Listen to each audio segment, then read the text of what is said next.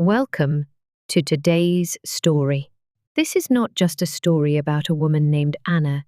It's a story about courage, motherhood, and finding your voice after being silenced for too long.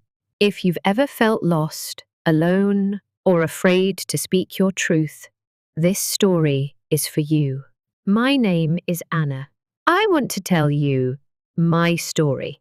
It is about love, mistakes, and hope. I grew up in a small town near a river called Riverbend. It was a quiet place with trees, small houses, and only one school. My house was near the river. It was peaceful there, just like me. I was a shy child. I didn't talk much. I didn't laugh often. I didn't play with other kids. My parents were very strict. My father was a teacher, and my mother stayed at home. They didn't like noise or games. They always said, "You must study." I couldn't have friends. I couldn't play. I couldn't have fun. I wanted to go outside. I wanted to run, laugh, and play. But my parents said, "Stay in your room and read your books." I didn't go to preschool. When I started school at age 6, I was very scared. There were many kids and a lot of noise. I didn't know how to talk to them. I sat alone. I ate lunch alone. I watched other kids and wished to play with them. One girl, Emma, came to me. She said, "Hi, do you want to play?" I didn't speak. I just nodded. She smiled. From that day, we became friends. I didn't talk much, but Emma stayed with me. She was kind and funny. At school, I liked drawing. I loved colors and shapes. But when I told my parents, they said, "Drawing is useless. Focus on math and reading." So I drew in secret on small pieces of paper late at night. When I was 16, I started to feel a little free. I joined a small art club after school. I told my parents I had extra homework. At the club, I met a boy named Leo. He was 17. He had brown eyes and a big smile. He said, "You draw so well." I blushed. No one ever said that to me before. Leo and I talked more. We laughed. He made me feel special. He said, "You are so smart. You are beautiful." My heart felt warm. I never felt that before. Soon, we spent all our time together. He waited for me after school. We walked in the park. We talked about dreams. I told him, "I want to go to art school." He said, "You don't need school. We can be happy together without it." I didn't know what to do. I loved drawing and wanted to study. But I also loved Leo. I was only 17. I thought love was more important than school. Leo said, "Let's get married after high school." I said, "Yes." My parents weren't happy. They said, "You are too young." But I didn't listen. I thought Leo would take care of me. I thought I would be safe. We got married after I turned 18. We moved to a small flat in another town called Willow Bay. At first, things were good. Leo worked at a garage. I stayed home. I cooked. I cleaned. I waited for him to come home. After a year, we had a baby girl. Her name is Ella. She was so small, with soft black hair and big eyes. I loved her from the first moment I saw her. But after Ella was born, Leo started to change. He said, "You shouldn't dress like that." He didn't like my clothes or haircut. He said, "Grow your hair. Stop looking like a child." I felt confused. I thought he loved me, but now he wanted me to change.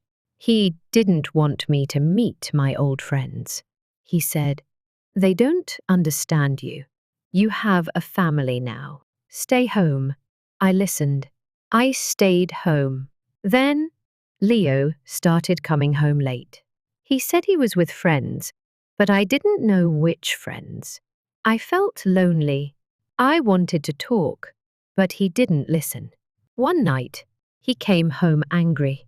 He shouted, "You never do anything right," I cried. I didn't know what I did wrong. One day, he pushed me during an argument. I fell. I wasn't hurt badly, but I was shocked. I didn't believe it. Later, Leo said sorry. He brought flowers. He said it wouldn't happen again. I believed him. I went to visit my parents. I told my mother that Leo hit me. She looked away. My father said, "You are married. Go back to your husband." I felt cold inside. I hoped for help, but they didn't give it. I went back to Leo. I told myself things would get better. I wanted to believe it. Soon after, I found out I was pregnant again. I was scared, but also happy. I thought maybe this baby would bring joy back to our home. When I told Leo, he said nothing. He looked away. Months later, I had a son. His name is Luca. He had my eyes. He smiled a lot. I loved him deeply. But Leo didn't even come to the hospital. When I came home, he said, "You're back early." I felt pain in my heart. I asked myself, why is he like this now? Later, I found out he had another woman. He didn't hide it. He said, "She understands me better." My heart broke into many pieces. I wanted to leave, but I had no money, no job, 2 small children, and no help from my parents. One day, Leo said he was joining the Navy. He said, "I will send money. You can take care of things." And then he left. He didn't send much money. Some weeks, nothing came. I started working part-time, cleaning houses in town. It was hard, but I had to do something. During this time, my father passed away. My mother moved to live with my brother in another city. I was alone. Leo called from the Navy after 3 months. He said, "I found someone else. I'm happier now." I cried for hours. But then, 3 months later, he called again. "I made a mistake," he said. "Please, take me back." I still loved him. I remembered the good days. So I said, "Okay." He came back, and we tried again. But he didn't change. He still spoke to me with harsh words. He still controlled what I did. He still made me feel small. Now, we had been married for 8 years.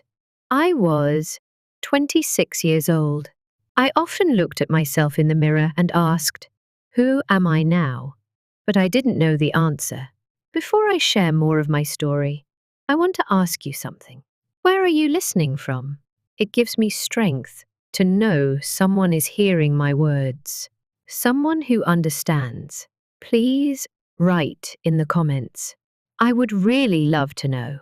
Days turned into weeks. Weeks turned into months. I was still living with Leo, but I felt empty inside. Every day, I woke up early. I made breakfast. I cleaned the house. I took care of Ella and Luca, but I didn't smile much. I felt tired. I felt sad. My heart felt heavy. Ella was 5 years old now. She liked singing and drawing. She always brought me her little pictures. "Look, Mama," she said. "It's us being happy." I smiled and kissed her head. But inside, I felt broken. Luca was 2. He liked to run around the house. and play with toy cars. His laugh was loud. Even on hard days, his laugh helped me feel better. One morning, I was washing the dishes when I heard a knock at the door. I opened it, slowly. A woman stood there. I had seen her a few times. In the building, she smiled and said, "Hi, I'm Sarah, your neighbor. I made some tea. Would you like to come in?" I looked at the floor. I felt scared. What if Leo found out? What if he got angry? But I also felt lonely. I needed someone to talk to. So I said, "Okay, just for a short time." At Sarah's home, I sat quietly at the kitchen table. She poured tea and said, "You look tired. Are you okay?" I didn't speak at first, but her eyes were kind. Slowly, I said, "Life is hard." Sarah nodded. She said, "You're not alone. I'm here. If you ever need help, come to me." Her words made me cry. I hadn't cried in front of anyone in years. She gave me a tissue. "It's okay," she said. "Let it out." After that day, I started visiting Sarah once a week. We drank tea and talked. She told me about her kids, her job, her past. I told her about Leo, about the pain, and about the dreams I once had. One day, Sarah said, "You love baking, right? Why not bake cakes and sell them from home?" I looked at her in surprise. "Do you think I can?" She smiled. "Yes, I do. Start small. Just try." That night, I sat at the kitchen table and thought. I used to love baking. I liked the smell of warm bread and sweet cake. But Leo never cared. He said, "It's just a hobby." But now I wanted to try. The next day, I baked a small chocolate cake. Ella helped me stir the batter. "It smells so good, Mama," she said. We laughed together. I gave a slice to Sarah. She said, "It's perfect. You should sell this." She posted a photo of the cake in a local group online. To my surprise, one woman sent a message, "Can I order one for my son's birthday?" My hands shook as I replied, "Yes." That night, I baked with care. I made the cake with love. When the woman came to pick it up, she smiled. "Thank you. It looks amazing." I felt proud. It was the first time in years I felt good about myself. More orders started coming.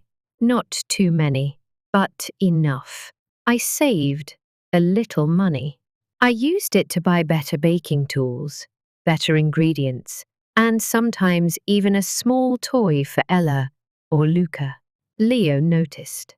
One evening, he came home early and saw me decorating a cake. He frowned. "Why are you baking so much?" I said. "I'm working. I sell these cakes." He raised his voice. "You don't need to work. I take care of this house." I looked at him. My voice was soft but steady. "I need to do this. For me. For the kids. I won't stop." He stared at me, then left the room. He didn't talk to me for 2 days. I was scared, but I was also proud. I didn't cry. I didn't stop. From that moment, something changed in me. I started to make small rules. I said, "You can't shout at me in front of the kids." I said, "If you hit me again, I will leave." I mean it. Leo laughed at first. "Where will you go?" he said. "You have nothing." But I stayed strong. "Maybe I don't have much," I said. "But I have courage now." He looked surprised.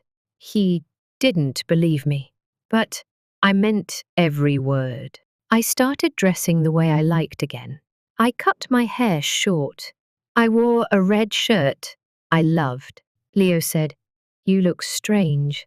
Ella looked at me and said, "Mama, you look happy." I smiled. Her words gave me strength. Sarah invited me to meet her friends. At first, I was nervous, but the women were kind.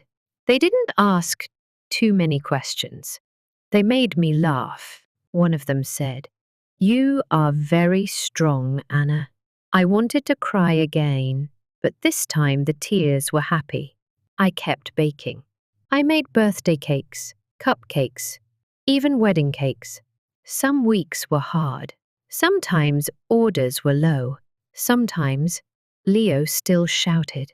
But I had found something important. Myself. Every morning, I woke up early. I looked at my children and said, "You are my reason to stay strong."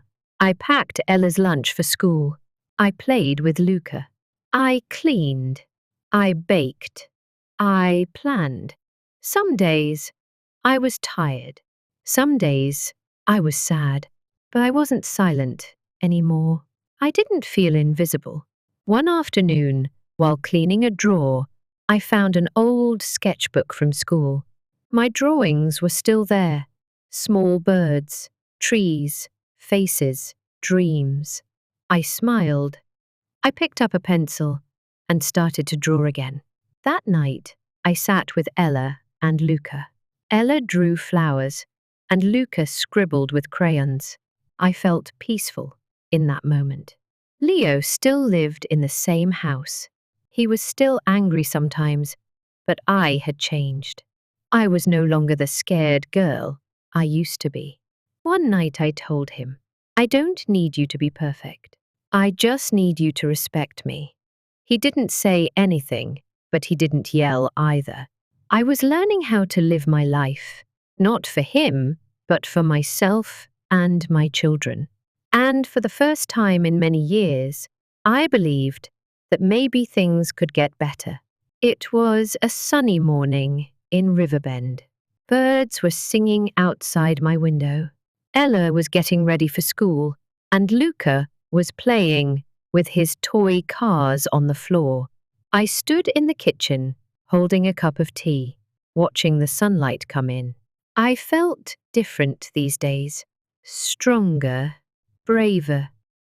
Not because everything was perfect, but because I was no longer afraid.